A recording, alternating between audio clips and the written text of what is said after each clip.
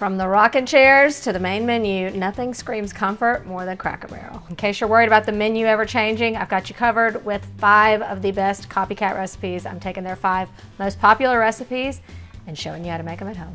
When I deliver copycat recipes, I've got to make sure they are as close as possible. Therefore, I do a little research. I found that the most popular menu items include, of course, chicken and dumplings, Hashbrown Casserole, country fried steak with Sawmill Gravy, and of course the fried apples. So I'm gonna start with the chicken and dumplings. They're just one of the most comforting dishes, but the way Cracker Barrel makes them, could not be any simpler. So I've just got some cold water in here.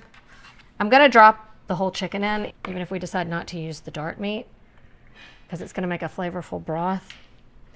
But because I noticed there was more white meat in there, I'm just gonna throw in a couple of the bone-in split chicken breast. The broth was so light that I don't feel like there's carrots in their stock, so I'm just going in with celery and onion.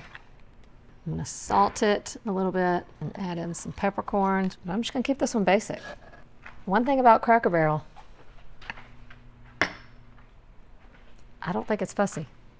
I think the simpler the better. This is gonna take a while, like an hour or two. I mean, it's not gonna be the all-day chicken broth, but we just want a flavorful stock to make our dumpling gravy, and we need cooked chicken. While the chicken and broth are going, we make the dumplings. The recipe I'm using is one of our top-rated recipes at Allrecipes for just simple rolled dumplings, so I think this is gonna be the way to go here. Flour, 2 teaspoons of baking powder, teaspoon of salt. All right, then it's a 1/3 cup of shortening.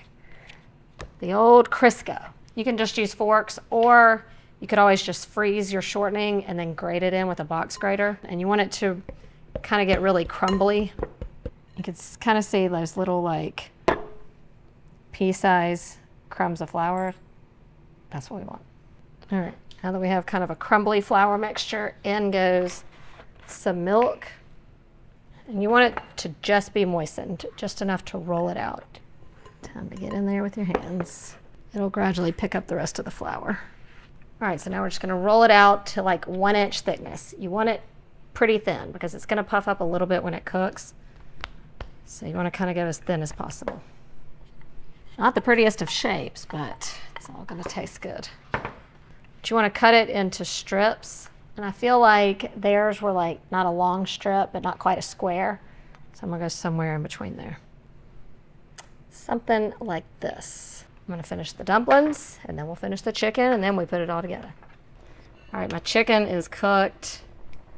My broth is flavorful. So I'm gonna take out everything. That was risky. And now I've just gotta strain this broth into another pot.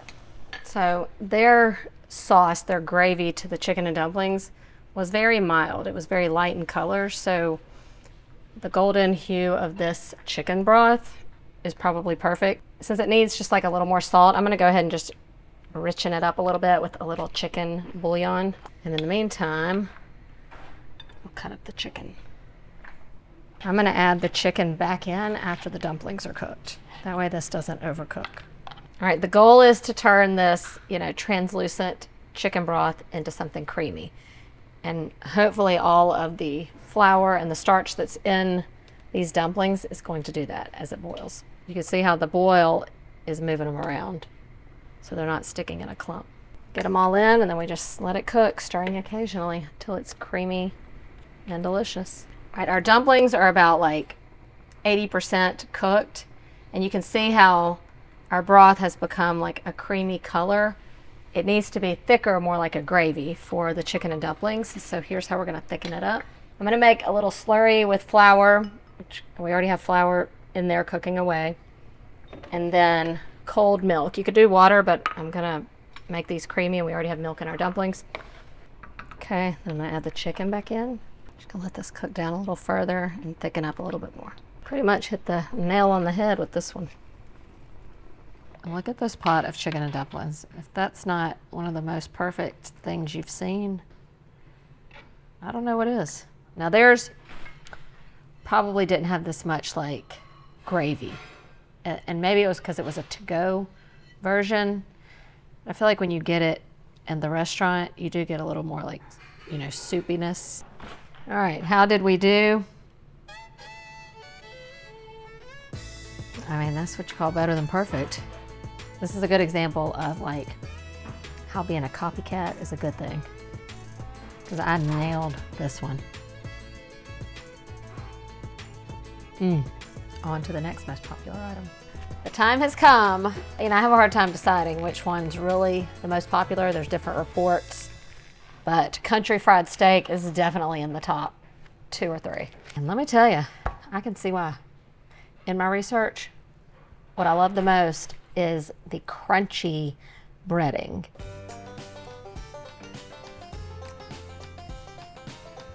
I gotta get that texture. I gotta get that. It seems to be crushed up saltine crackers. That's what I saw in a lot of copycat recipes, but then once I really tasted it, I'm like, yep, that's what it is, because some of the crumbs, they're like not perfect. So I found this recipe at Allrecipes for country fried steak with saltine crackers. I'm gonna mostly follow that. Mostly. All right, so we set up just a 2-step breading station. So I'm gonna have eggs and milk in one. All right, and the other is our seasoned flour with saltines. You want them finely crushed. Probably should put these in a plastic bag. They gotta be finer than that.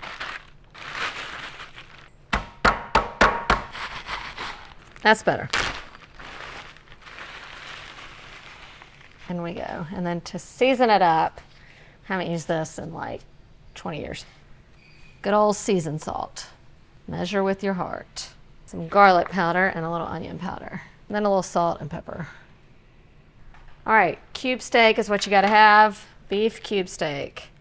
So affordable, and what makes it cube steak is that they go ahead and like sort of partially almost grind it, and that's what tenderizes this. So this is a cheaper cut of meat, which is typically tougher, but because they go ahead and tenderize it, it's going to be tender. But I really want to adhere the coating onto here. I probably should have done wet hand, dry hand. Can never do it. Oh, I'm giving you a bonus recipe. This is really a 2-for-1 special, because I will be making the Sawmill Gravy to go with it. Because what is country fried steak without gravy? All right, let's fry these up. Going in with just enough oil to coat the bottom of the skillet. Contrary to what you might think, this is not a deep fry situation. So really, I mean, this would feed my family for right around 12 bucks, $10 to $12. Not bad. Let's flip-a-roo. Why haven't I been frying with saltines? Okay, now the gravy is just like the most simple, old school, like pan milk gravy. That's all that's all it is. So I'm gonna just clean out some of this cooked flour. So, you know, I always have bacon grease sitting on my counter. And so I'm just gonna add that to the skillet. Oh, you already get that like bacon smell though. It's that smokiness, like that's what we want. Then you're just gonna add flour. See, you can see like the little flecks in the roux.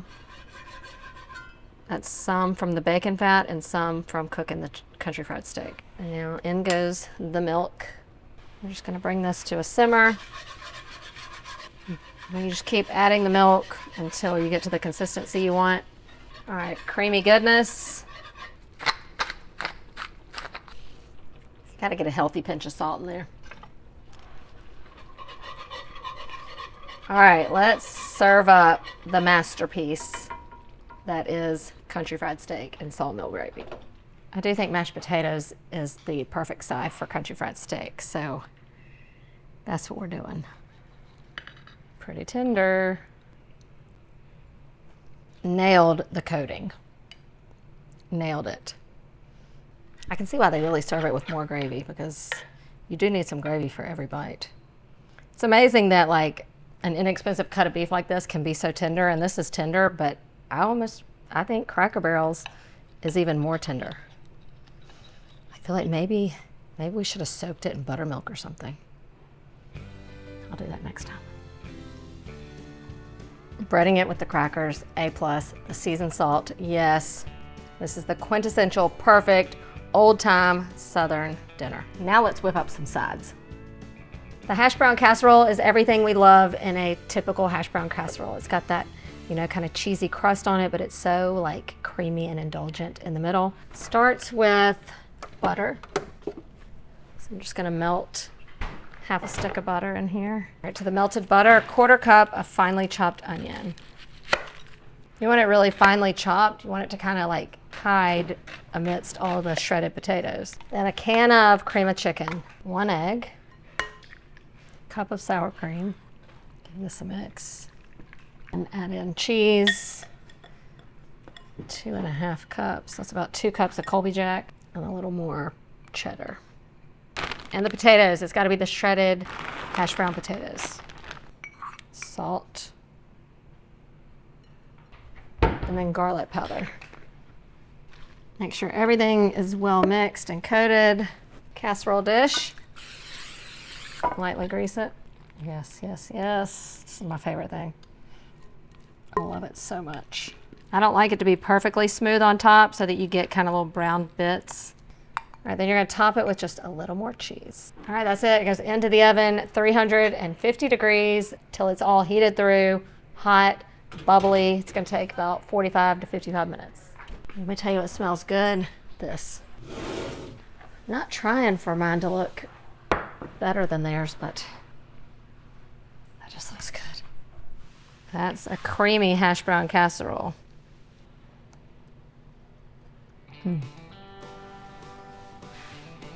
I could eat this every single day.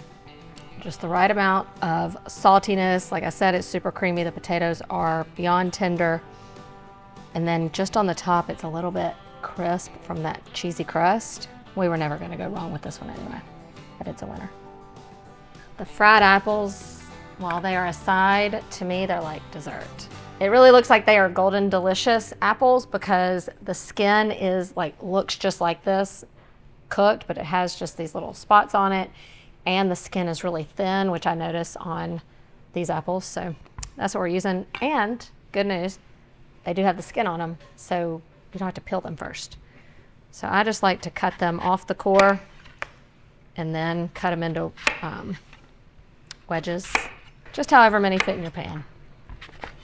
Skillet over the heat, add in your butter. Now I will say, the Cracker Barrel fried apples, they are called fried apples, but they don't really look fried. So they're more on the lighter colored side. So I'm not really gonna worry about achieving much color here. Hear that sizzle? Just give them coated in the butter. And my mom always added like a little squeeze of lemon, and you do this a lot in apple pies.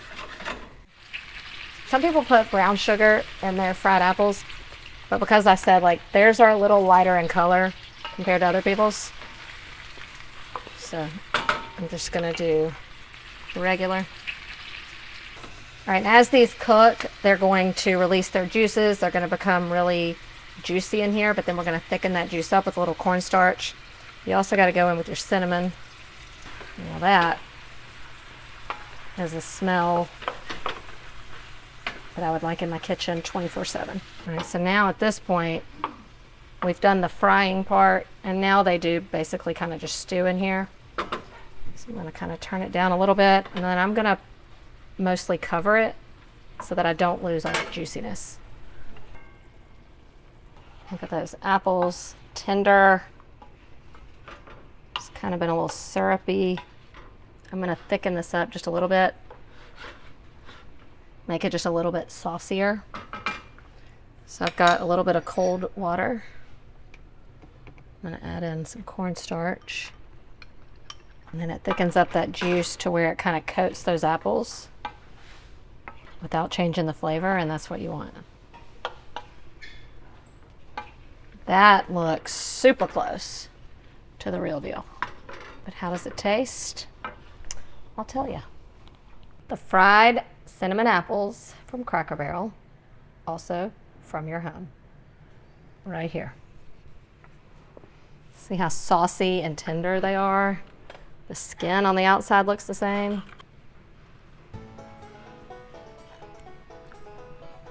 Delightfully sweet, still a little bit juicy on the inside. That warm cinnamon, I mean, the smell, it's just like a warm, sweet hug. A+, we've done it again. You've got all the recipes you need now to create the perfect Cracker Barrel experience at home or for when you just feel like you need some comfort. I just wish I had a rocking chair to sit in.